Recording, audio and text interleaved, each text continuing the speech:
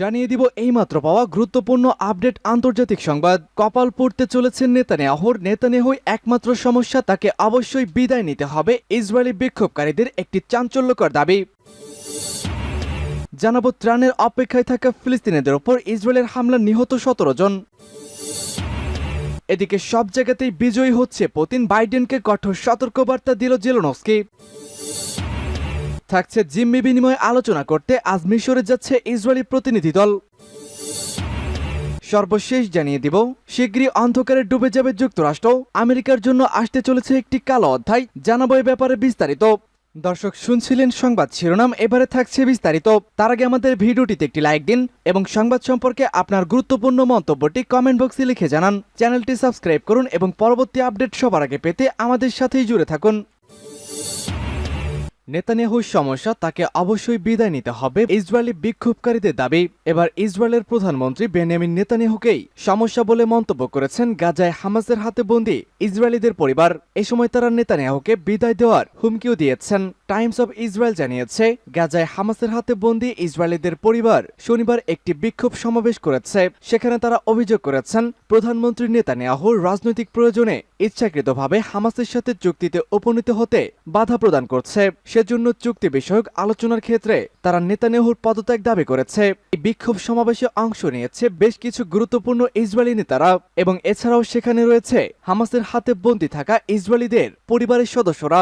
একজন বিক্ষোভকারী হামাসের হাতে বন্দী থাকা অবস্থায় তার মা, তিনি বিক্ষোভ সমাবেশে প্রধানমন্ত্রীকে লক্ষ্য করে বলেছেন, আমাদের আর বুঝতে বাকি নেই যে হামাসের সাথে চুক্তিবদ্ধ হতে আপনি হলেন সবচেয়ে বড় বাধা। আপনি আমাদের প্রিয়জনদের ফিরিয়ে দিচ্ছেন না। তিনি আরো বলেছেন, আমরা বুঝতে পেরেছি যে আপনাকে যদি প্রধানমন্ত্রী পদ থেকে সরানো না যায় তাহলে আমাদের প্রিয়জনদের আর জীবিত ফেরত পাবো না, বরং আমরা দেখব তারা কাফনের কাপড়ে জড়িয়ে দাফন হতে এসেছে। তাই আমরা আন্দোলনের নতুন মাত্রায় উপনীত হতে বাধ্য হচ্ছি। ত্রাণের অপেক্ষায় থাকা ফিলিস্তিনিদের উপরে ইসরায়েলের হামলা, নিহত 17 জন। গাজা ভূখণ্ডে ত্রাণের অপেক্ষায় থাকা ফিলিস্তিনিদের উপর আবারও নির্বিচারে হামলা চালিয়েছে ইসরায়েলি সামরিক বাহিনী।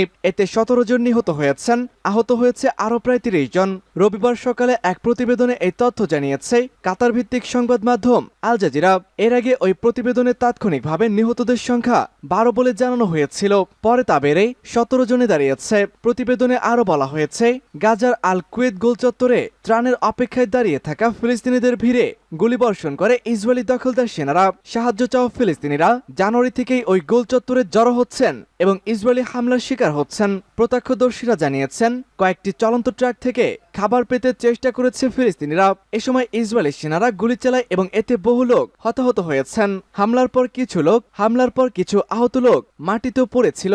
ইসরায়েলি সামরিক বাহিনী এর আগে খাদ্য ও সহায়তা সরঞ্জাম সরবরাহকারী ট্রাকের অপেক্ষায় থাকা ফিলিস্তিনিদের উপর একাধিকবার বড় পরিসরে হামলা চালিয়েছে এবং এতে বহু সাহায্যপ্রার্থী ফিলিস্তিনি নিহত হয়েছেন। জিততে চলেছেন পুতিন, বাইডেনকে জেলেনস্কির সতর্কবার্তা। টানা 2 বছরের বেশি সময় ধরে রুশ বাহিনীর বিরুদ্ধে লড়াই করে যাচ্ছে ইউক্রেন। যুদ্ধের শুরু থেকেই কিয়েভকে অব্যাহত অস্ত্র সহায়তা দিয়ে যাচ্ছে যুক্তরাষ্ট্র সহ পশ্চিমা বিশ্ব। পুতিন বাহিনীর বিরুদ্ধে পশ্চিমা অস্ত্রের নির্ভরতা যুদ্ধের ময়দানে ইউক্রেনকে এগিয়ে রাখছে অনেক ক্ষেত্রেই। তবে এই সহায়তা বন্ধ হয়ে গেলে কি পরিণতি ভোগ করবে ইউরোপ, তারই ইঙ্গিত দিলেন ইউক্রেনের প্রেসিডেন্ট ভ্লাদিমির জেলেনস্কি। মার্কিন সংবাদ মাধ্যম সিএনএনকে দেওয়া এক সাক্ষাৎকারে জেলেনস্কি সতর্ক করে জানান, যুক্তরাষ্ট্রের অস্ত্র সহায়তা দ্রুত না পৌঁছালে রাশিয়ার কাছে আরও ভূখণ্ড হারাবে ইউক্রেনীয় বাহিনী। ইউক্রেনের প্রেসিডেন্ট বলেন, যদি যুক্তরাষ্ট্রের সহায়তা পাওয়া না যায় এর মানে হলো ইউক্রেনের হাতে কোনো আকাশ প্রতিরক্ষা ব্যবস্থাই থাকছে না, কোনো প্যাট্রিয়ট ক্ষেপণাস্ত্র ব্যবস্থা থাকছে না, ইলেকট্রনিক ওয়ারফেয়ারের জন্য কোনো জ্যামারও থাকছে না এবং 155 মিলিমিটার কামানের গোলাও থাকছে না। এমন পরিস্থিতির পরিণতি বর্ণনা করে জেলেনস্কি জানান, যদি সম্মুখ যুদ্ধক্ষেত্রে অবস্থান ধরে রাখতে দিনে 8000 রাউন্ড গোলা প্রয়োজন হয়, কিন্তু কোনো বাহিনীর কাছে আছে 2000 রাউন্ড, তাহলে সেই বাহিনীকে লড়াই সীমিত করতে হবে। ইউক্রেনের প্রেসিডেন্ট আরও জানিয়েছেন, অস্ত্র সহায়তা না আসার সমাধান হতে পারে সম্মুখ যুদ্ধের এলাকা কমিয়ে আনা, কিন্তু যদি সম্মুখ যুদ্ধক্ষেত্রের অবস্থান হাতছাড়া হয় তাহলে রাশিয়া বড় শহরগুলোর দিকে অগ্রসর হবে এবং সেগুলোর দখল নেবে। জিম্মি বিনিময়ের আলোচনা করতে আজ মিশরে যাচ্ছে ইসরায়েলি প্রতিনিধি দল। ফিলিস্তিনের স্বাধীনতাকামী সংগঠন হামাসের হাতে জিম্মি ইসরায়েলিদের বিনিময় চুক্তির বিষয়ে আলোচনায় অংশ নিতে আজ মিশরে যাচ্ছে ইসরায়েলের একটি প্রতিনিধি দল। শনিবার ইসরায়েলের একটি মিডিয়া আউটলেট চ্যানেল 12 এর তথ্য জানায়। খবর আনাদুল এজেন্সি। চ্যানেল 12 আরও জানায়, ইসরায়েল ও হামাসের মধ্যে জিম্মি বিনিময় চুক্তির বিষয়ে আলোচনায় রোববার কায়রোতে যাবে দেশটির গোয়েন্দা সংস্থা মোসাদ, আভ্যন্তরীণ নিরাপত্তা সংস্থা শিনবেদ এবং সামরিক গোয়েন্দা সংস্থা আমানের প্রতিনিধি দল। শুক্রবার ইসরায়েলের প্রধানমন্ত্রী বেনিয়ামিন নেতানিয়াহু দোহা এবং কায়রোতে হামাসের সঙ্গে পরোক্ষ আলোচনায় অংশ নিতে তেল আবিবের প্রতিনিধিত্বকারী দলটি পাঠাতে সম্মত হয়েছিল। এদিন তার দেশ গাজায় জিম্মি বিনিময় ও দীর্ঘমেয়াদী যুদ্ধবিরতির বিষয়ে একটি চুক্তিতে পৌঁছানোর লক্ষ্যে আলোচনা আবারও শুরু করবে বলে ঘোষণা দিয়েছিলেন তিনি। কাতার, মিশর ও যুক্তরাষ্ট্র গাজায় যুদ্ধবিরতি এবং জিম্মিদের মুক্তির বিষয়ে একটি চুক্তিতে পৌঁছানোর চেষ্টা করছে, তবে বারবার আলোচনায় বসলেও সুনির্দিষ্ট কোনো ফলাফলে পৌঁছাতে পারছে না গাজা যুদ্ধের এই দুই পক্ষ, ইসরায়েল ও হামাস। শীঘ্রই অন্ধকারে ডুবে যাবে যুক্তরাষ্ট্র। মাত্র কয়েকদিন পরে যুক্তরাষ্ট্রে বিরল এক ঘটনা ঘটতে চলেছে। ওই দিন দেশটির বেশ কয়েকটি অঙ্গরাজ্য অন্ধকারে তলিয়ে যাবে। সূর্যগ্রহণের কারণেই এমনটি ঘটবে। এবারের গ্রহণ দীর্ঘ সময় স্থায়ী হবে বলে জানিয়েছে বিজ্ঞানীরা। এমনকি গত 50 বছরের মধ্যেই এবছরের গ্রহণ দীর্ঘতম হবে।